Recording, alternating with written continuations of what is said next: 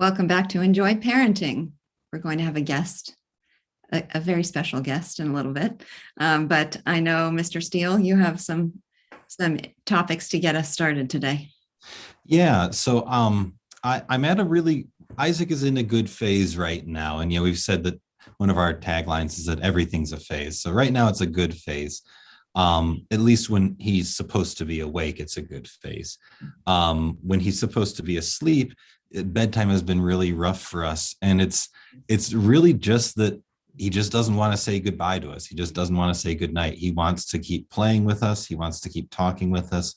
He wants us to get in bed with him. And one of the things that I've been trying that's been successful has been, I don't know where the idea came from for me, but I had the idea he wants me to be here forever.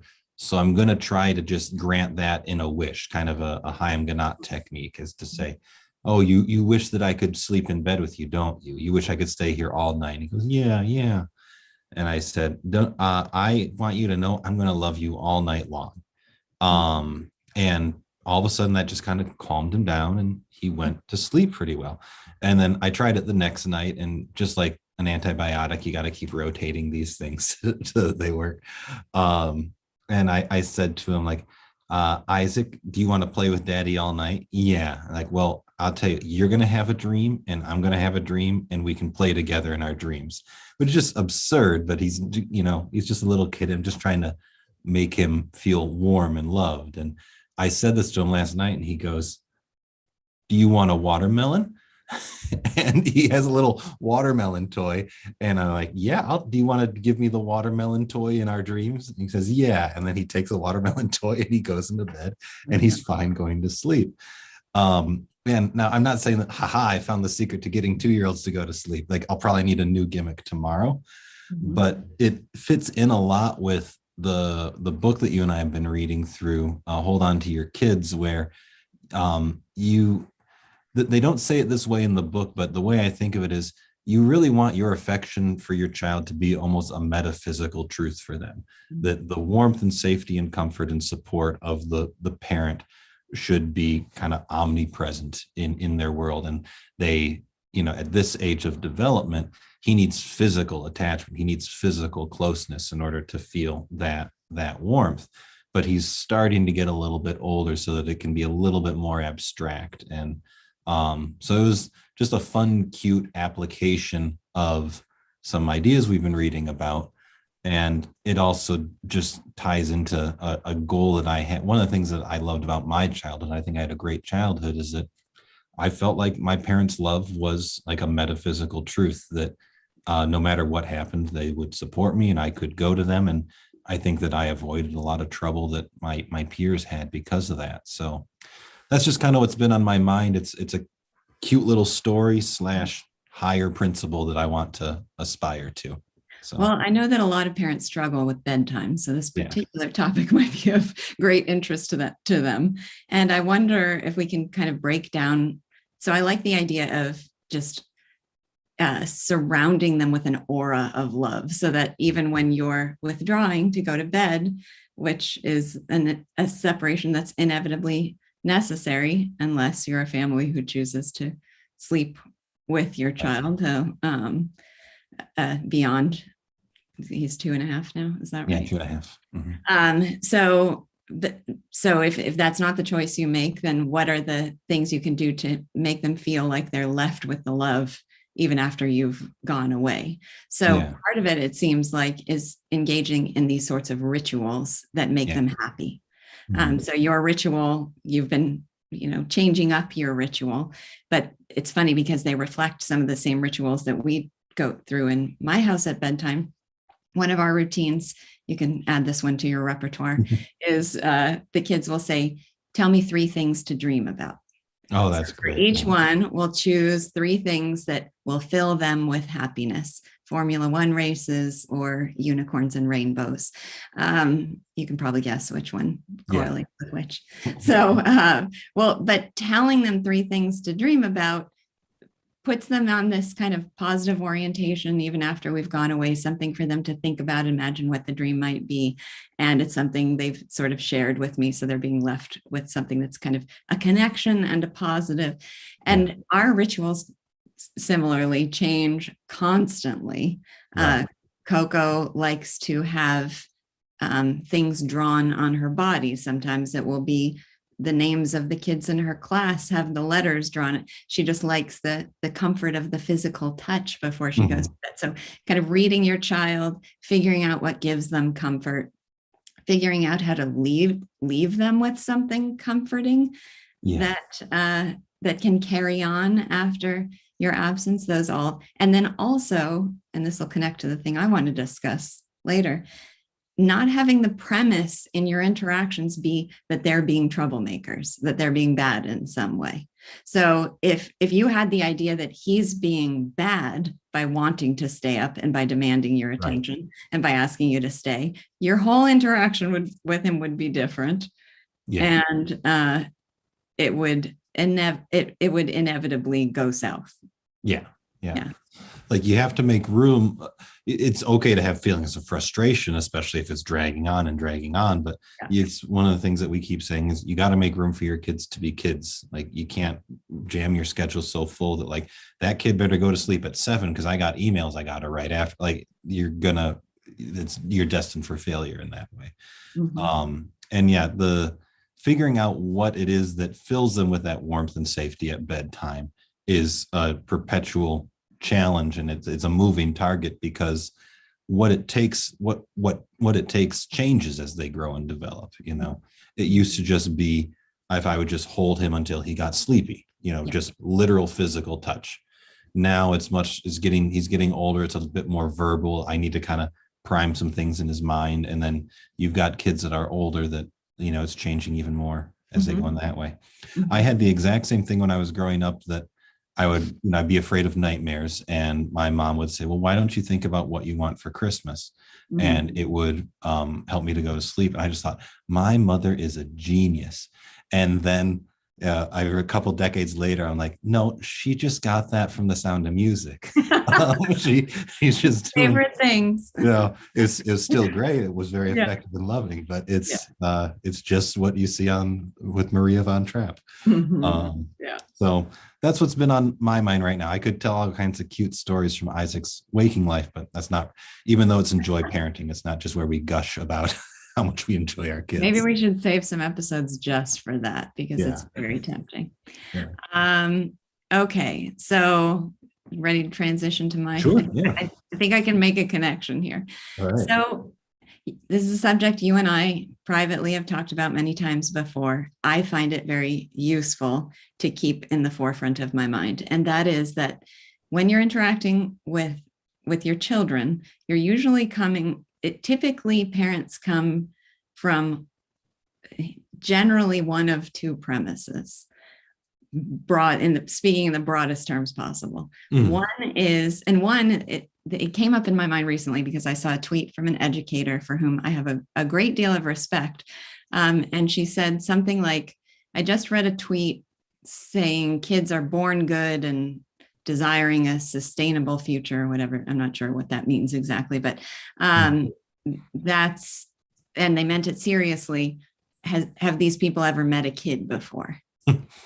And there's part of me, of course, that felt sympathy with that perspective, especially knowing the context of the battles that she's fighting educationally.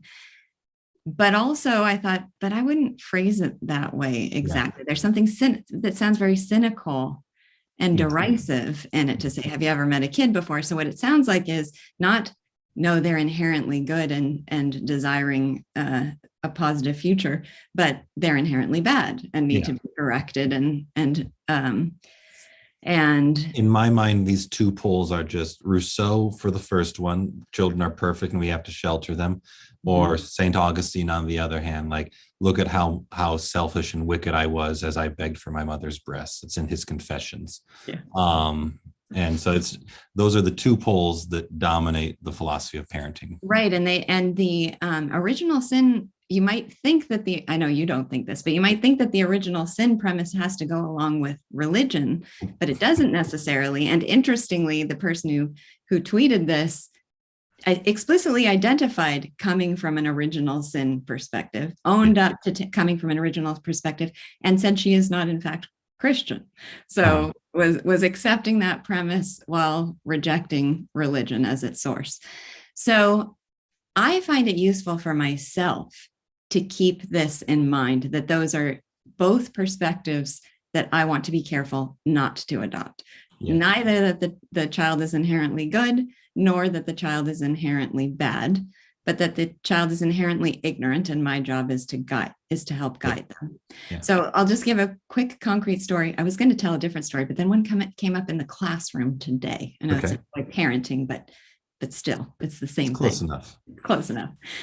So in the classroom today, we were reading something aloud, and one of the students started correcting pronunciations or misspeaking or errors that other students in the class were making, and just sort of impulsively doing this, not really thinking about it. Just, he knew the right way to say it and would correct what they were saying.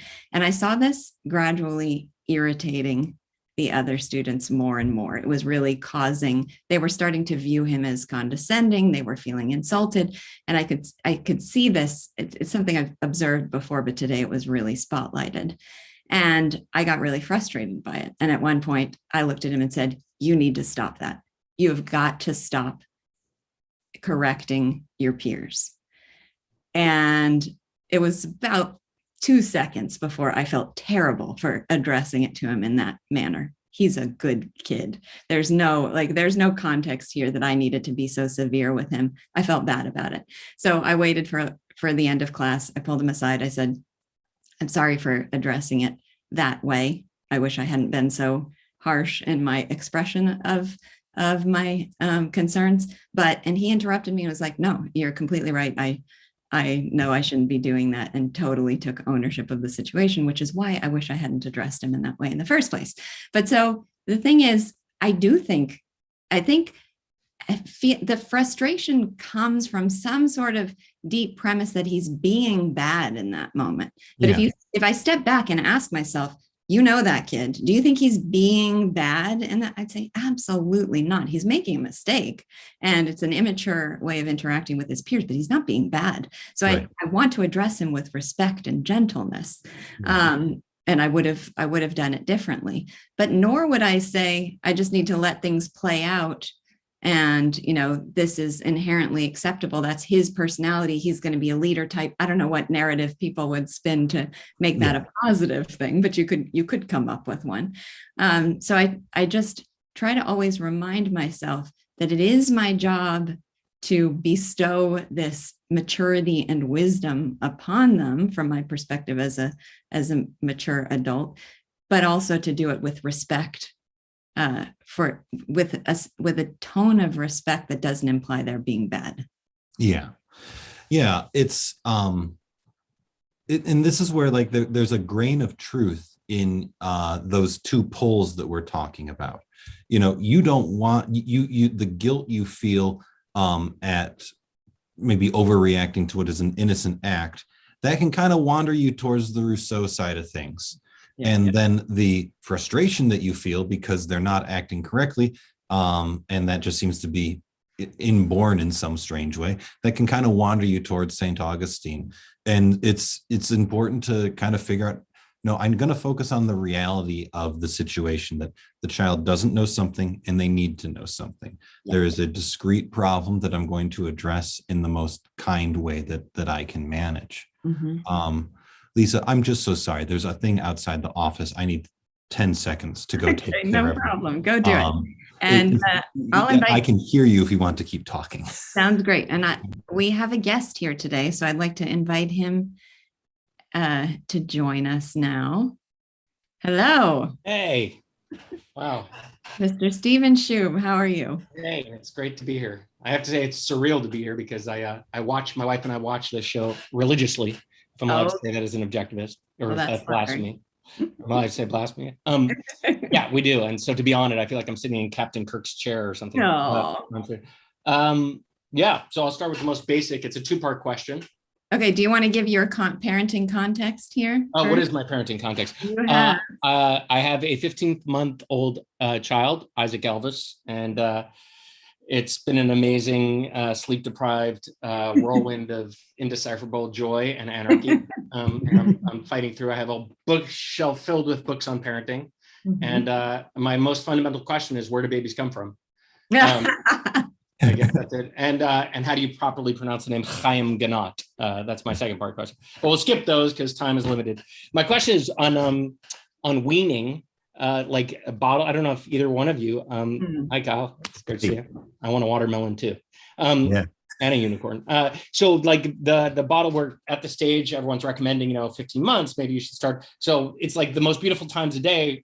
It's all beautiful, but like the bottle feeding, like he wakes up, we read 1,000 books. I'm feeding him a bottle right before he goes to bed for a nap, right before he goes to, and he's addicted to I don't know if there's a 12-step program or like AA for bottles, but like the moment that he wakes up and he immediately reaches for the bottle and wants to sit and read books and drink the bottle before the nap. I mean, he's looking for that bottle. If he sees a bottle, he reaches for it. So any tips or advice on that? And then the second one is about a future sibling who's on the way in March.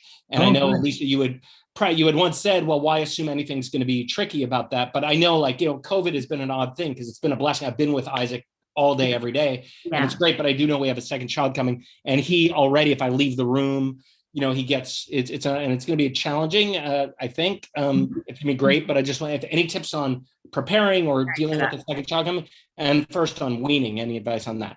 And now I'll hush up. The weaning question is specifically around. It's kind of hard for you guys to let it go too, because it's such a lovely moment. Yeah, probably. Yeah. Okay. Lisa, do you want to? I'll go first because mine is simple, quick and simple. This may sound harsh. It worked very well for me in practice. They just, the bottles disappeared.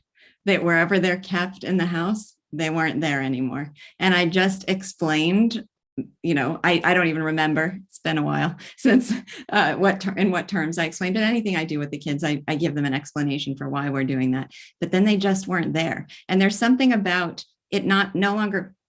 Oh, I can't hear you for some reason. Muted. Yeah. Did you supply milk as a substitute, like in a cup, like when he wakes up, you give him milk, or do you go right to breakfast, like skip the whole juncture, or just the bottle part? Nope, the milk in a cup was definitely part of that step, but it was just the bottles themselves. They just disappeared. But then it's not really, it's like, it's metaphysical. It's not a contest of wills anymore. And that worked for us. Yeah. We did something a little bit different, but the principle that Lisa's referencing is one that I really, really support. It comes up for me most often in the classroom, that when there is a rule, when there is a change, it needs to kind of exist like a rule of the universe. Like the bottles are just gone now. That's a new fact of reality. Or for me in the classroom, like I don't try to negotiate with them about, I don't know, playing with toys at their desk or something. What's that? Playing with tape. Playing with tape. Yeah, I'm just okay. The tape is going to go over here, and it's just as a fact of reality that they can adjust to. But for us, for weaning in particular, it's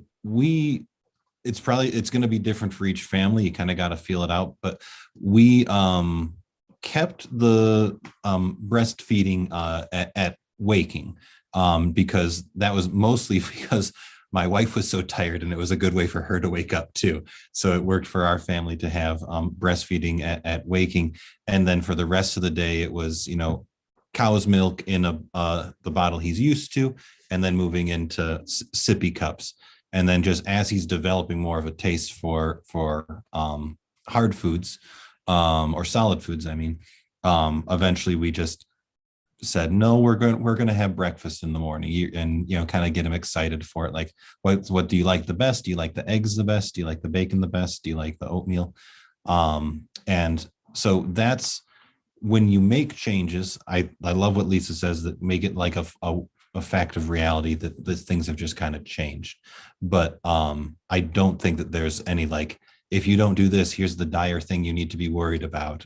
Keeping it whatever is a kind of a pleasant equilibrium or development for the family is a good guide. I want to stress in what you just said, because I think it's an important fundamental practice in parenting in general, the redirecting. So redirecting towards something positive, because I know we can get caught up in seeing the child's pain over this thing and dwelling in that and wanting to talk them out of that. But then we're usually filled with anxiety ourselves, and then it's sort of a mutually reinforcing thing. But if we're redirecting to something positive, let's have Mickey Mouse shaped pancakes for, whatever it is that appeals to him, then the whole tone has changed. We're not trying to talk him out of pain. We're looking forward to a pleasure. Although, funny story, I made Mickey Mouse pancakes for Isaac once, and he was horrified, like he was eating like he was cannibal for eating. So anything can backfire. You're not supposed to use real mice. That's the the redirecting is a really powerful tool. And then also accepting that disappointment is a normal human emotion. And that there might be one or two times where maybe one or two or 30 times, who knows, every kid's different, where he wants the bottle and you have to say no and he starts to cry. That's not something that you need to put a stop to as quickly as you can. You can pick him up and you can comfort him and say, I know you really like the bottles, you really miss it, you don't want to have any of your hard foods, but we don't have bottles anymore. And just let him be sad, and you give him love and comfort. And that it's getting back to that Haim Ganat thing that birds fly, fish swim, people feel. Like, the experience of him having that emotion is not the thing to fix. It's the thing that's fixing the moment for him. So I there's quite a scattershot of advice in there. Is any of this working or hitting home for your situation? Yeah, it is. It's very helpful. It's very helpful. Good. I know we wanted to be careful not to degenerate into stories, but I just have to tell a quick story relevant to this. Just yesterday, I cross paths with Coco, my 7-year-old, on the playground every morning. And yesterday I crossed paths with her, and she said, the pancakes you packed me are raw and they're disgusting. I don't want to eat them. I want cup of noodles from the office, which we keep as an emergency stash for kids who forget their lunches. And her friend, coincidentally, had just had cup of noodles the day before. So guess what? It's very exciting to get cup of noodles.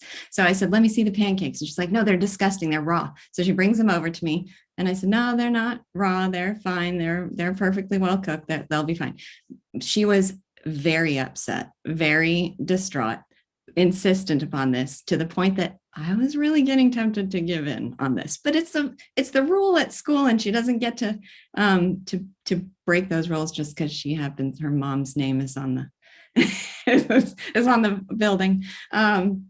So I stuck by my guns, and she was really upset about it. And I'm thinking about it in connection with what you just said, is she was genuinely upset. And that's part of what was hard for me. And think in her mind, she felt like they were disgusting. And this was something she really, really, really, really wanted. She comes to my office after school when it's time to go home, and she goes, my pancakes were good. With a shrug of the shoulders. I was just like, oh my gosh, child. So the point is that sometimes I think I thought about that situation a lot more and felt a lot more than she actually did. And that's something we can always fall prey to, is just like dwelling on and magnifying these things where they're just very open and transparent about their feelings in the moment, but they also pass really more quickly. They don't dwell on it as much as we do. So that's just to keep in mind for all scenarios like this. And regarding the second child on the way, and how to prepare both, I've been getting advice from random strangers in the park, which is where I always get my advice until your show came along. Just a random wino telling any advice, any thoughts on this whole thing. Let us know how theirs compares to ours. But it is. I'm just. I've got such a great. My attention is with him at all times. And maybe it will go beautifully, and we're trying to involve. But any thoughts on? I don't know. The second child. Yeah. Since you've mentioned that twice, is that the fear that he will feel like he's not getting sufficient attention? And also, I mean, he's just so agile and strong and physically just he's in constant movement. And we're in an apartment. I mean, I'm just literally everything concerns me about it. Like just the attention, the divided attention between Rhodey and my dog and my baby and the infant, like just everything from like physically. How do you keep tabs on? I mean, you have many. And so, I mean, my sister has 5. I have no idea. She had my mom helping her out. I just, everything from literally physically to psychologically to emotionally, the divide, even if it does go well and there are no issues, just how do you prepare, you know, the whole idea of talking about it. Do you have books that kind of like you have a brother or sister coming, anything like that, or how to deal with it when the child comes home? Someone at the park was like, make sure everyone goes right to the child first as opposed to the infant. So, you know, when the baby comes so that he doesn't see it, anything like that, anything along those lines. That sort of advice always sounds paranoid to me, like that you're going to damage your child if you're not calculated about how much attention you give to them. You're going to naturally give him attention. And the thing, I'm sorry that I'm somewhat avoiding the question, but I hope it will still seem important. You're introducing a new relationship into your child's life. I'm going to get emotional talking about a new relationship that is going to be enormously valuable to him. So you're thinking of it maybe partly in terms of something being taken away from him, but something is being given to him that's going to be very important and very beautiful.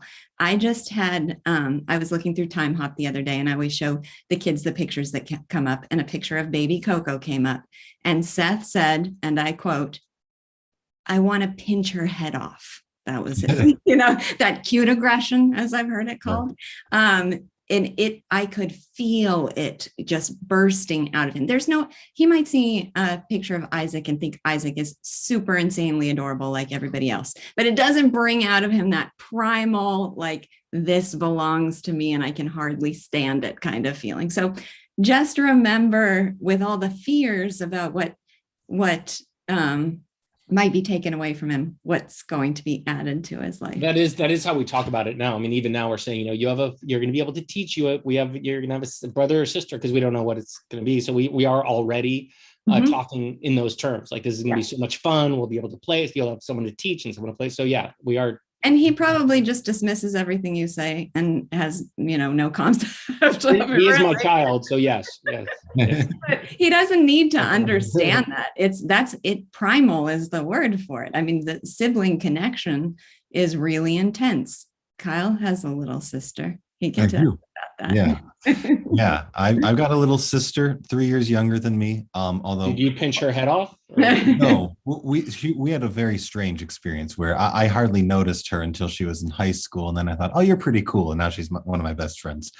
So for rivalry, I'm not the best person to go to for personal experience, but I'm in a remarkably similar situation to you, because I have a son named Isaac and we have another child on the way. And we're trying to coach him. Our boys are like a year apart, right? Yours is about 1.5. Okay. Yeah. 15 months. 15 months. Okay. Yeah. Almost exactly a year. So for us, he's a little bit older, a little bit more talkative, so we can have more conversations along the lines of, so what do you want to do when the new baby's here? And like, he does this thing where he pretends to talk to the baby on the phone and tell her things. And so because he's a little bit older, we can kind of develop that fantasy and a bit of anticipation. And there's some books that we've just found at bookstores that are like, the new baby's coming, and they're just cute, quaint stories about a kid with a new baby in the house and what thoughts they might have.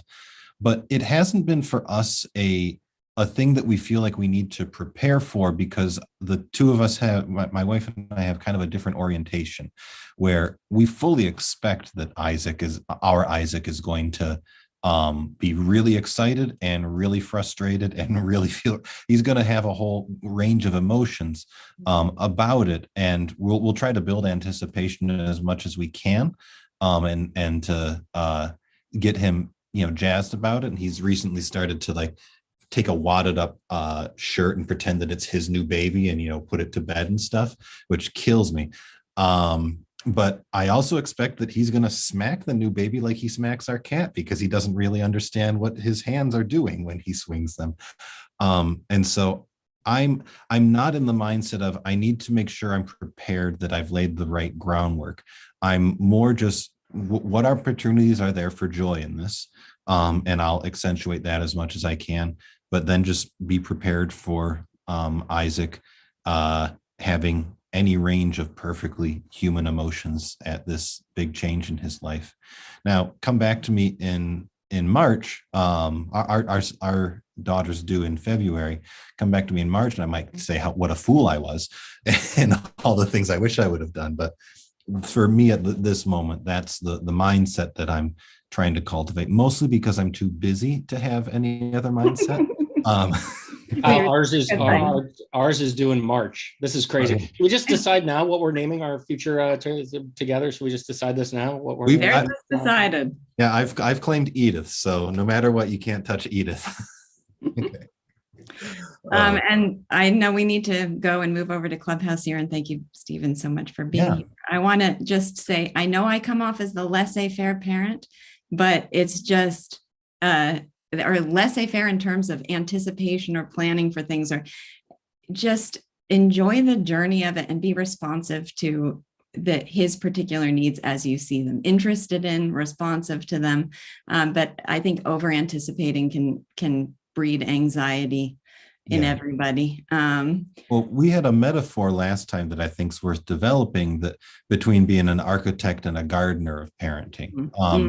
And not that you're saying this, Stephen, but to be cautious about the advice you're getting is a lot of like architect advice, like this is the design and shape you must have so that you'll achieve this outcome.